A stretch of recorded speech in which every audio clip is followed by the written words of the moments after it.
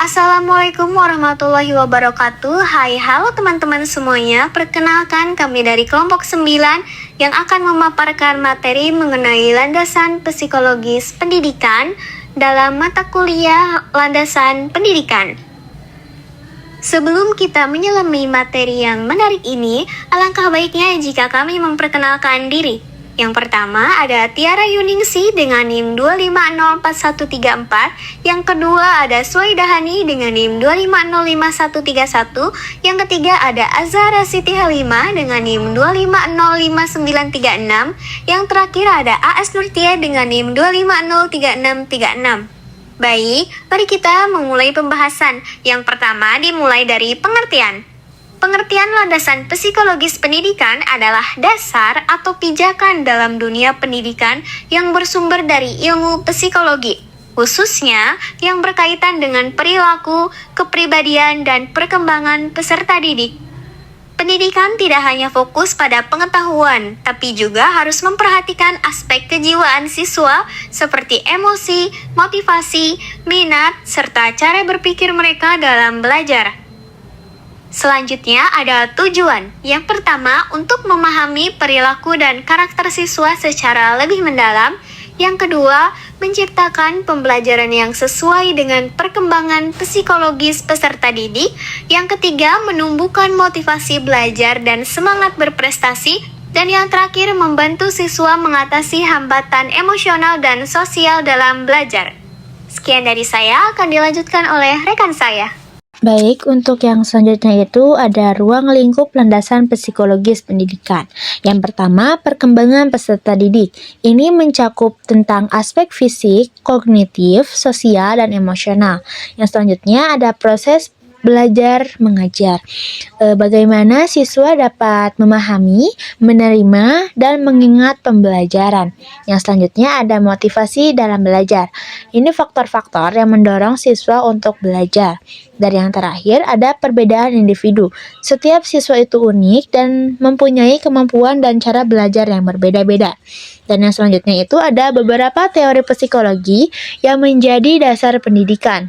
Tokoh yang pertama itu ada Jean Piaget dalam teori perkembangan kognitif yang menjelaskan tahapan berpikir anak dari konkret ke abstrak. Yang selanjutnya itu ada Lev Vygotsky dalam teori sosial kultural yang menekankan pentingnya interaksi sosial dalam belajar. Yang selanjutnya ada B.F. Skinner dan Ivan Pavlov dalam teori behaviorisme, yakni belajar dipengaruhi oleh penguatan dan kebiasaan. Dan yang selanjutnya ada Howard Gardner dalam teori kecerdasan majemuk, yakni setiap anak punya kecerdasan yang berbeda-beda. Dan yang terakhir ada Abraham Maslow dan Carl Rogers dalam teori humanistik yang menekankan pentingnya kebutuhan dasar dan potensi diri siswa. Baik, untuk yang selanjutnya akan dijelaskan oleh rekan saya. Selanjutnya, ada pentingnya landasan psikologis dalam pendidikan. Yang pertama, membantu guru memahami cara berpikir dan berperilaku siswa.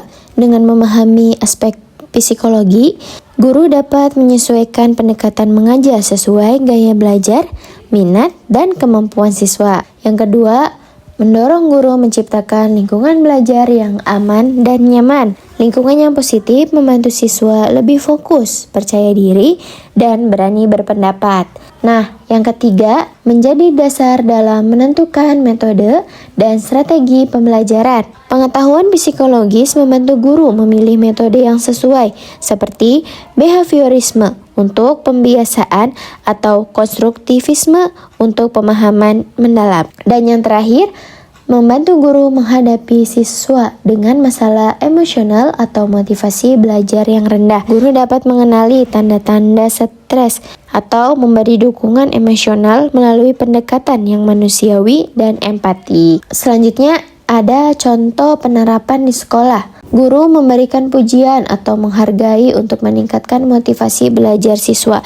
Guru memberikan pujian, penghargaan, atau bentuk apresiasi lain agar siswa merasa dihargai dan terhormati untuk belajar lebih giat.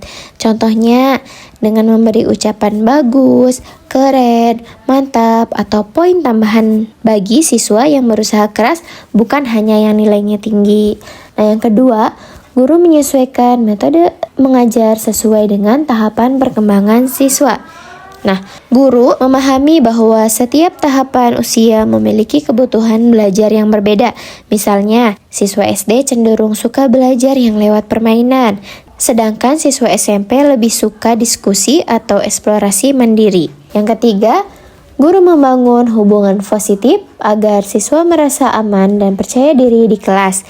Guru menciptakan suasana yang hangat dan aman, di mana siswa tidak takut salah. Hubungan positif meningkatkan rasa percaya diri dan membuat siswa berani berpendapat di kelas. Selanjutnya yang terakhir ada guru memahami bahwa siswa yang sulit fokus mungkin mengalami tekanan psikologis, bukan sekedar malas belajar. Guru menyadari bahwa siswa yang sulit fokus atau tampak malas belum tentu tidak mau belajar. Bisa jadi mereka sedang mengalami tekanan atau masalah pribadi. Dengan empati, guru dapat memberi dukungan dan pendekatan yang lebih manusiawi. Selanjutnya akan dilanjutkan oleh rekan saya. Baik, yang selanjutnya yaitu tantangan bagi pendidik. Yang pertama, keragaman karakter dan kebutuhan belajar siswa yang tinggi. Yang kedua, keterbatasan pengetahuan guru tentang psikologi pendidikan. Yang ketiga, tekanan akademik dan emosional yang dialami siswa. Dan yang terakhir, kurikulum yang belum sepenuhnya memperhatikan aspek psikologis. Nah, yang selanjutnya yaitu implikasi bagi pendidik. Guru perlu meningkatkan pemahaman tentang perkembangan dan kebutuhan psikologis siswa. Pembelajaran harus student-centered, yaitu menyesuaikan kondisi emosional dan sosial siswa. Sekolah perlu menyediakan layanan konseling dan lingkungan yang suportif. Dan yang terakhir, evaluasi belajar sebaiknya mencangkup aspek kognitif, afektif, dan sosial. Nah, dari pembahasan yang tadi, kami simpulkan bahwa landasan psikologis pendidikan membantu pendidik memahami peserta didik secara utuh, baik dari segi kognitif maupun emosional. Dengan memahami aspek kejiwaan siswa, proses pembelajaran bisa menjadi lebih efektif, menyenangkan, dan manusiawi. Sekian dari kelompok 9, terima kasih atas perhatiannya. Wassalamualaikum warahmatullahi wabarakatuh.